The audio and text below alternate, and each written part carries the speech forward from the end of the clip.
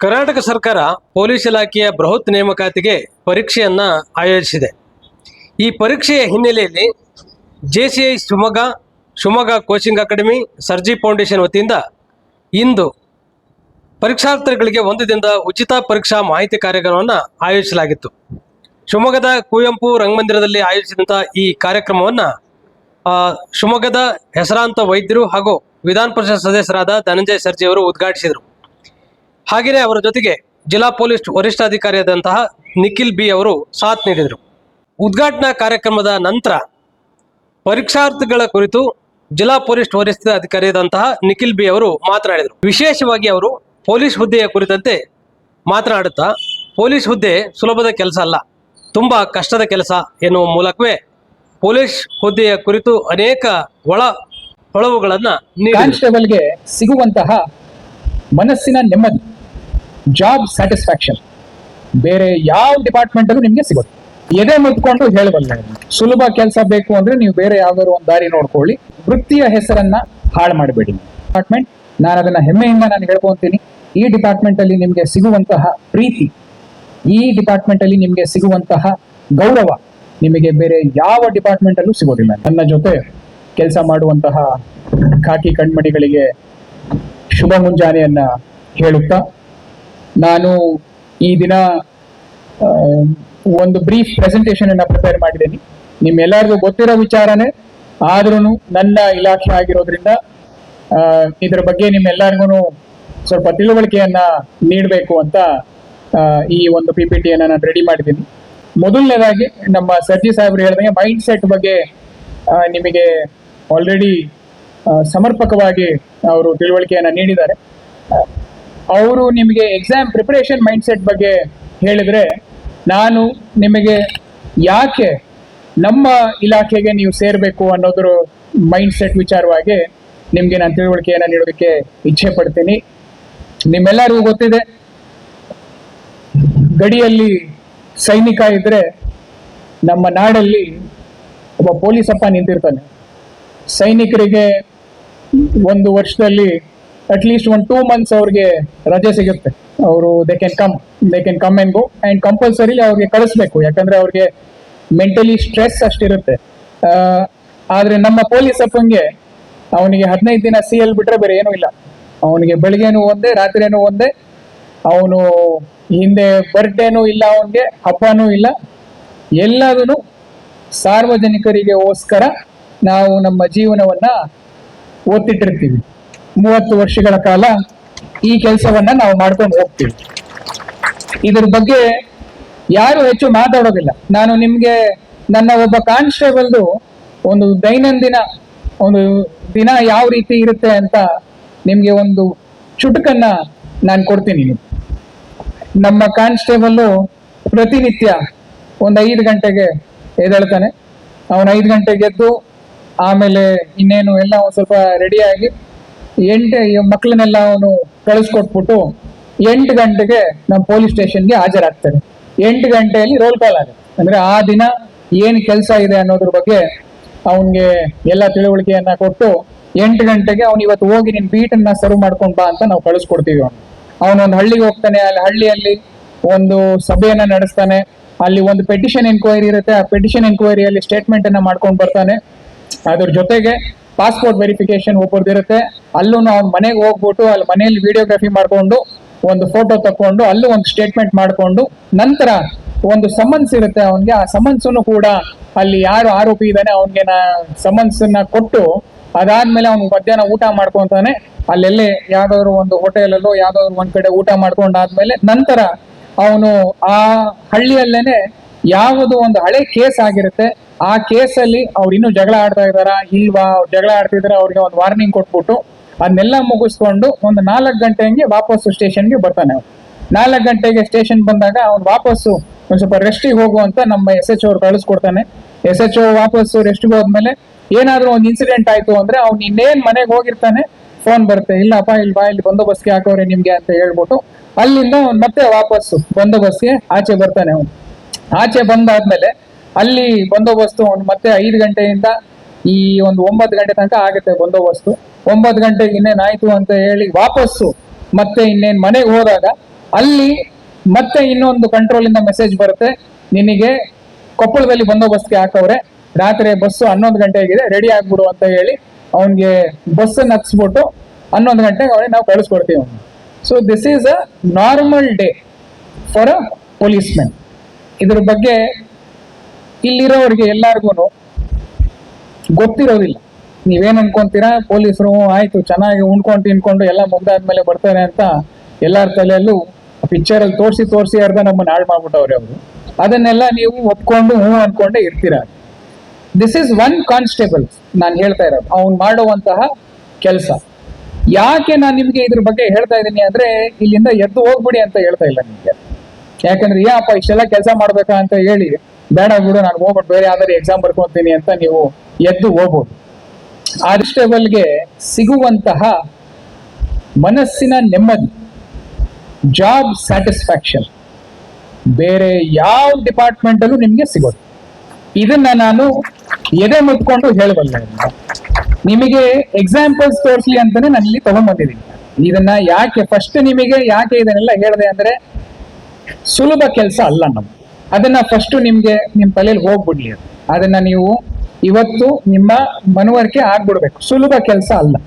ಸುಲಭ ಕೆಲಸ ಬೇಕು ಅಂದ್ರೆ ನೀವು ಬೇರೆ ಯಾವ್ದಾದ್ರು ಒಂದು ದಾರಿ ನೋಡ್ಕೊಳ್ಳಿ. ದುಡ್ಡು ಮಾಡೋ ಕೆಲಸನೂ ಅಲ್ಲ ಇದು. ದಯವಿಟ್ಟು ನಿಮ್ಗೆ ದುಡ್ಡು ಮಾಡಬೇಕು ಅಂತ ಏನಾದ್ರು ಆಸೆ ಇತ್ತು ಅಂದ್ರೆ ಬಿಸ್ನೆಸ್ ಮಾಡ್ಕೊಳ್ಳಿ. ಸರ್ಕಾರಿ ನೌಕರಿಗಂತೂ ಬರಬೇಡಿ ನೀವು. ಇಲ್ಲಿಗೆ ಬಂದು ಮತ್ತೆ ನಿಮ್ಮ ಜೀವನವನ್ನ, ಸರ್ಕಾರದ ಹೆಸರನ್ನ, ಆ ವೃತ್ತಿಯ ಹೆಸರನ್ನ ಹಾಳು ಮಾಡಬೇಡಿ. ಅದನ್ನ ಮಾಡಬೇಕು ಅಂದ್ರೆ ನೀವೆಲ್ಲ ಬೇರೆ ಏನಾದ್ರೂ ಒಂದು ಬಿಸ್ನೆಸ್ ಮಾಡ್ಕೊಂಡು ಅಲ್ಲಿ ನಿಮ್ಗೆ ಖಂಡಿತವಾಗ್ಲೂ ಏನಾದ್ರು ನಿಮ್ಗೆ ಒಳ್ಳೆ ಆಗುತ್ತೆ, ನಿಮ್ಗೆಲ್ಲ ಒಳ್ಳೇದೇ ಆಗುತ್ತೆ. ಆದ್ರೆ ಯಾಕೆ ನೀವು ಪೊಲೀಸ್ ಕೆಲಸಕ್ಕೆ ಬರಬೇಕು ಅಂದ್ರೆ ಕೆಲವು ಉದಾಹರಣೆಗಳನ್ನ ನಿಮ್ಗೆ ನಾನು ಕೊಡ್ತೀನಿ ನಿಮ್ಗೆ. ಇದರಲ್ಲಿ ಈ ಒಂದು ಎಕ್ಸಾಂಪಲ್ ಅಲ್ಲಿ ಆ ಮಗು ಕಾಣ್ತಾ ಇದೆಯಲ್ಲ, ಆ ಮಗು ಕಳೆದು ಹೋಗಿ ಆಲ್ಮೋಸ್ಟ್ 28 ಅವರ್ಸ್ ಆಗಿತ್ತು, 28 ತಾಸು ಆಗಿತ್ತು. ಅದನ್ನ ನಮ್ಮ ಪೊಲೀಸ್ ಅವನು ಅದು ಆ ತಾಯಿಗೆ ಮಿಸ್ ಆಗಿರೋದು ಗೊತ್ತಿಲ್ಲ. ಅವನ್ ಬೀಟ್ಗೆ ಹೋದಾಗ ಅವನಿಗೆ ಗೊತ್ತಾಗಿದೆ. ತಾಯಿ ಸಡನ್ ಆಗಿ ಮನೇಲಿ ಎಷ್ಟು ಜನ ಅವ್ರಮ್ಮ ಅಂತ ಹೋಗಿ ಪೊಲೀಸ್ ಅವ್ನು ಕೇಳಿದಾಗ ಅವಾಗ ತಾಯಿಯವರು ಹುಡ್ಕೋರೆ, ಇಲ್ಲಿ ಮಗು ಇರ್ಬೇಕಲ್ಲ ಅಂತ. ಆ ಮಗು ಅಲ್ಲಿಂದ ಆಚೆ ಹೋಗ್ಬಿಟ್ಟಿದೆ, ಯಾರಿಗೂ ಗೊತ್ತೇ ಇಲ್ಲ ಅದ್ರ ಬಗ್ಗೆ. ಅದನ್ನ ನಮ್ಮ ಪೊಲೀಸ್ ಅವನು ಹೋಗಿ ಅವತ್ತು ಹುಡ್ಕೊಟ್ಮೇಲೆ ಆ ತಾಯಿ ಅವಳು ಮನಸ್ಪೂರ್ವಕವಾಗಿ ಧನ್ಯವಾದಗಳನ್ನ ಹೇಳ್ತಾರೆ. ಅದು ನಿಮಗೆ ಬೇರೆ ಯಾವ ಒಂದು ಡಿಪಾರ್ಟ್ಮೆಂಟ್ ಅಲ್ಲೂ ಸಿಗೋದಿಲ್ಲ. ಆ ತಾಯಿಯ ಹಾರೈಕೆ ಏನಿದೆ ಅದು ನಮ್ಗೆ ಇಲ್ಲಿ ಸಿಕ್ಕಿದೆ ಈ ಒಂದು ಕೇಸಲ್ಲಿ. ಈ ಒಂದು ಕೇಸಲ್ಲಿ ಆ ಒಂದು ಏನು ಫೋನ್ ಬಿಟ್ಟು ಹೋಗಿರೋದನ್ನ ಆ ಲೇಡಿ ಬಂದ್ಬಿಟ್ಟು ಅಲ್ಲಿರೋ ಟ್ರಾಫಿಕ್ ಪೊಲೀಸ್ ಅವನ್ಗೆ ಹೇಳ್ತಾನೆ, ಸರ್ ಈ ಫೋನ್ ನನ್ನ ವೆಹಿಕಲ್ ಅಲ್ಲಿ ಗಾಡಿಯಲ್ಲಿ ಬಿಟ್ಟು ಹೋಗ್ಬಿಟ್ಟಿದೆ ಅಂತ. ಈಗ ಗಾಡಿಯಲ್ಲಿ ಬಿಟ್ಟು ಹೋಗಿದೆ ಅಂದ್ರೆ ಆಟೋದಲ್ಲಿ ಬಿಟ್ಟು ಹೋಗಿದೆ ಅಂತ ಹೇಳಿದ್ರು. ಯಾವ ಆಟೋ ಗೊತ್ತಿಲ್ಲ, ಎಲ್ಲಿ ಇಳ್ಕೊಂಡ್ರು ಅದೊಂದು ಗೊತ್ತು ಅಷ್ಟೇ.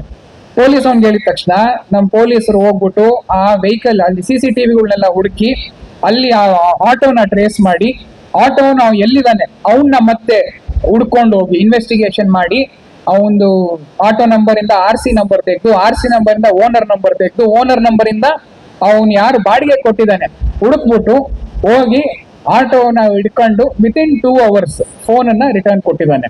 ಅವಾಗ ಅವರು ಈ ಪ್ರೀತಿಯಿಂದ ಅವರು ಮತ್ತೆ ಅವರ ಹಸ್ಬೆಂಡ್ ಇಬ್ರು ಬಂದು ಹಾರೈಕೆ ಮಾಡಿ ಹೋಗಿರೋದು.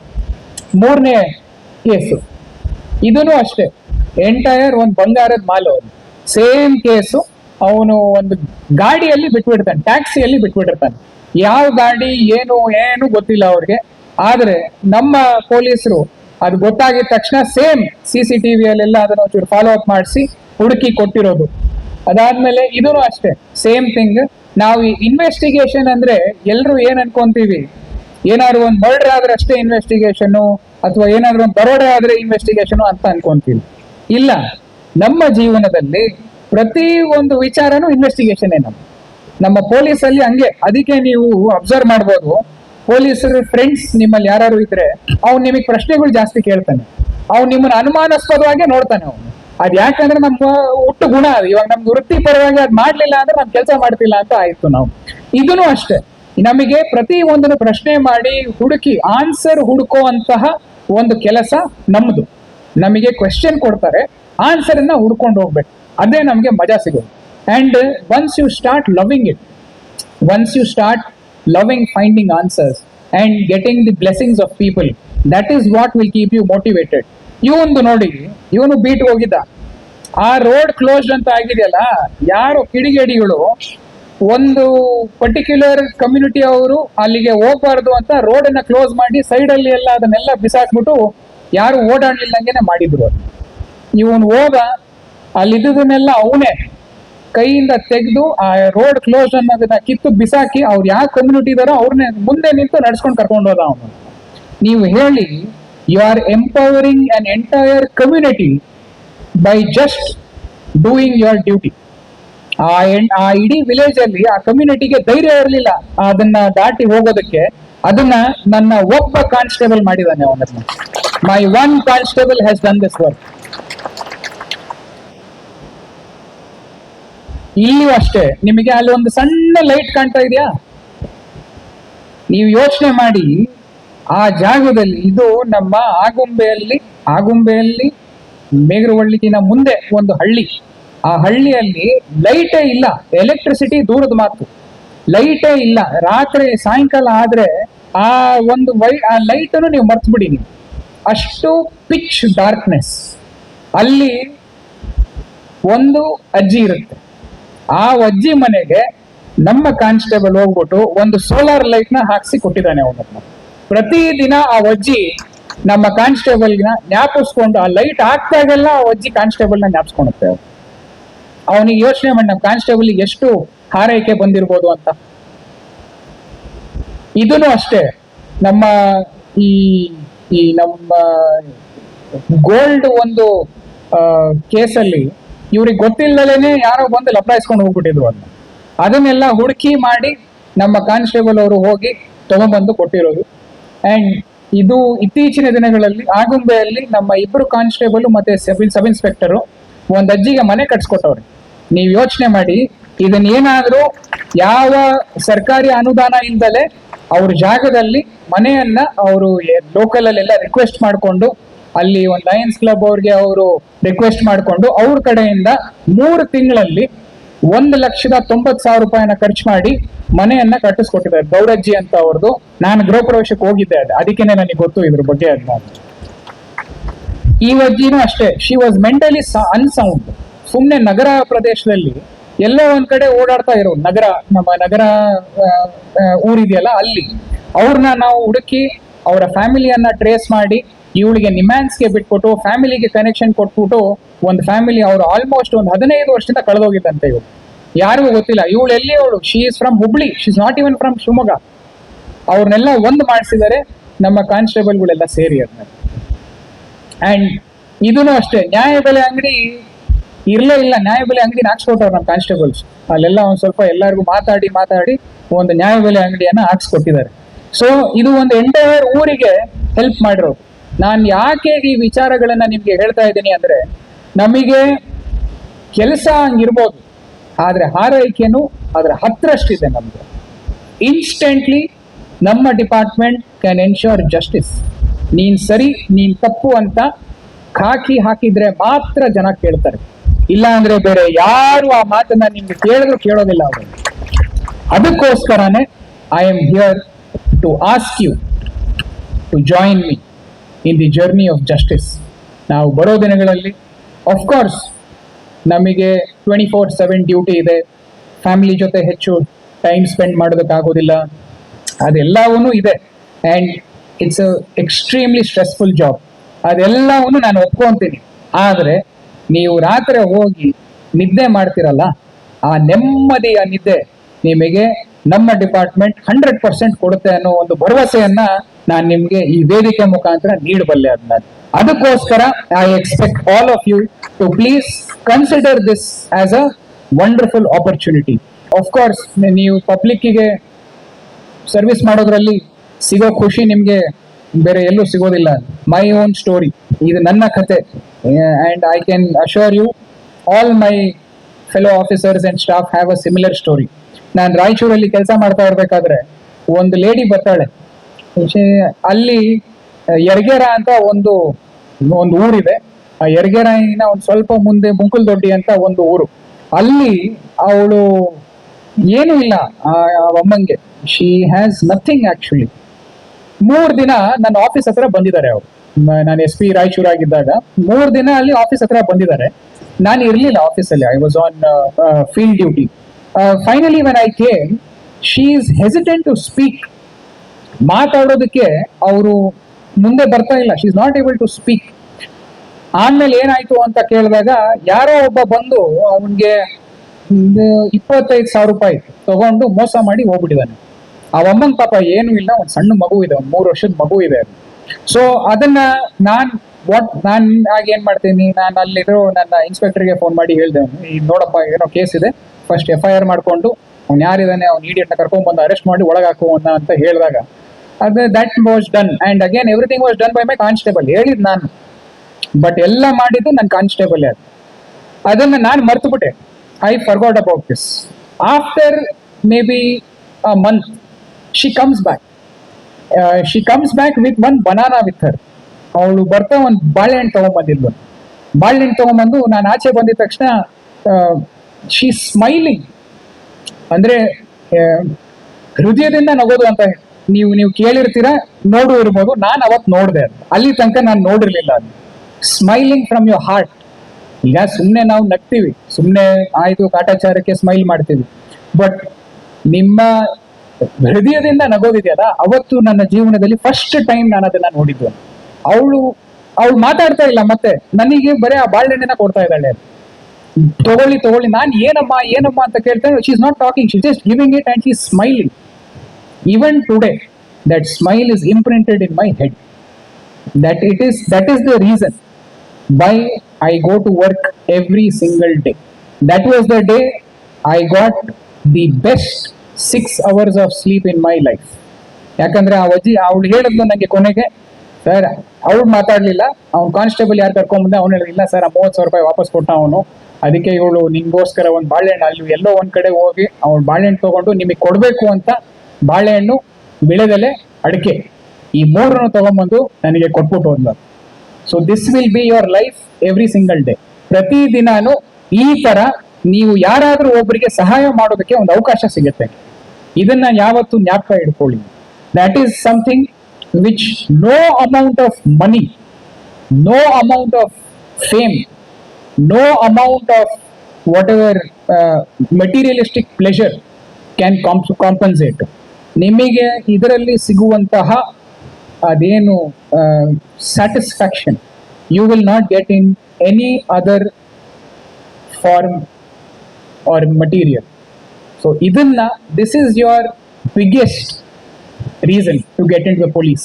Of course, you wear your uniform, you have that automatically nimge dattu barutte, you have that responsibility over you. You will end up all of those things are there. You look good in pictures, people would want to come and take photos with you. Prati obru bandu nimatra photo tagondare. So it is that is all secondary, but primarily ನೀವು ಏನು ಅವ್ರಿಗೆ ಕೊಡ್ತೀರಾ, ನಿಮ್ಮ ಸಮಾಜಕ್ಕೆ ಏನು ಕೊಡ್ತೀರಾ, ಸಾರ್ವಜನಿಕರಿಗೆ ಏನು ಕೊಡ್ತೀರಾ, ಏನೂ ಕೇಳಲಿಲ್ದಂಗೆ ನೀವು ಕೊಡ್ತಾ ಇದ್ದೀರಾ. ಅದಕ್ಕೋಸ್ಕರ ದಯವಿಟ್ಟು ನನ್ನ ಡಿಪಾರ್ಟ್ಮೆಂಟ್ಗೆ ಬನ್ನಿ, ನನ್ನ ಜೊತೆ ಕೈ ಜೋಡಿಸಿ ಅಂತ ನಿಮಗೆ ನಾನು ಹೇಳೋದಕ್ಕೆ ಇಷ್ಟಪಡ್ತೀನಿ. And along with that you have many other facilities. ನಿಮಗೆ ಆರೋಗ್ಯ ಭಾಗ್ಯ ಇದೆ, free, absolutely free health care.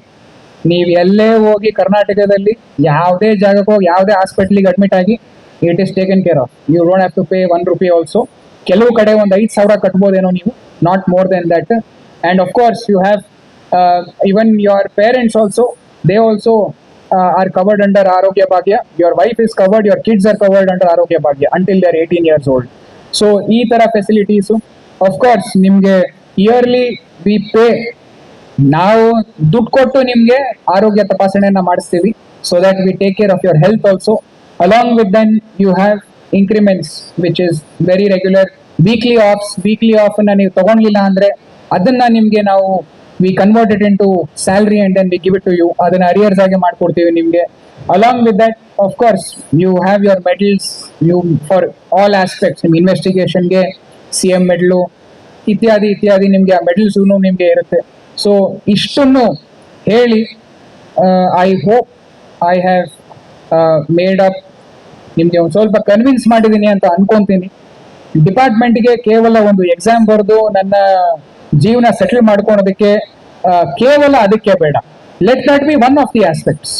I am not telling ಎಲ್ಲ ನೀವು ಸೇವನೆ ಮಾಡಿ ನೀವೆಲ್ಲ ಇದನ್ನೆಲ್ಲ ಮರಿಬೇಕು ಅಂತಾನು ಹೇಳ್ತಾ ಇಲ್ಲ ನಾನು.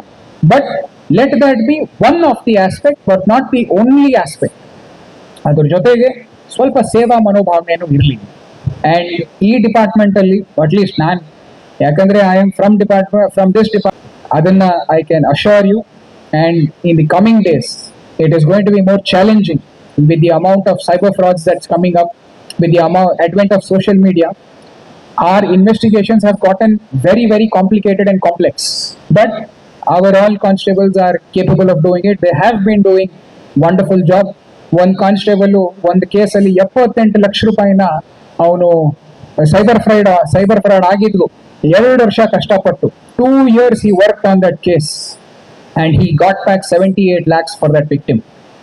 ಈ ತರ ಕೆಲಸ ನಿಮ್ಗೆ ಕೇವಲ ನಮ್ಮ ಡಿಪಾರ್ಟ್ಮೆಂಟ್ ಅಲ್ಲಿ ಒಂದರಲ್ಲೇ ನಿಮ್ಗೆ ಮಾಡೋದಕ್ಕಾಗೋದು ಅಂತ ಹೇಳ್ತಾ, ನೀವೆಲ್ಲರೂ ಕೂಡ ಬರುವ ದಿನಗಳಲ್ಲಿ ಉತ್ತಮವಾಗಿ ನಮ್ಮ ಡಿಪಾರ್ಟ್ಮೆಂಟಿಗೆ ಬಂದ್ರೆ ತುಂಬಾ ಖುಷಿ. ನನ್ನ ಮುಖವನ್ನ ನೀವು ಖಂಡಿತವಾಗ್ಲೂ ಎಲ್ಲೋ ಒಂದ್ ಕಡೆ ನೋಡ್ತೀರಾ ಡಿಪಾರ್ಟ್ಮೆಂಟ್ ಅಲ್ಲಿ. ನಿಮ್ಮ ಭೇಟಿ ಖಂಡಿತವಾಗ್ಲೂ ಹಾಗೆ ಆಗುತ್ತೆ. ಇಲ್ಲಿಲ್ಲ ಅಂದ್ರು ನಾನು ಬೇರೆ ಎಲ್ಲಾರು ಇದಾಗ್ಲೂ ಕೂಡ you will see me somewhere, we will work together somewhere. So looking forward to that opportunity.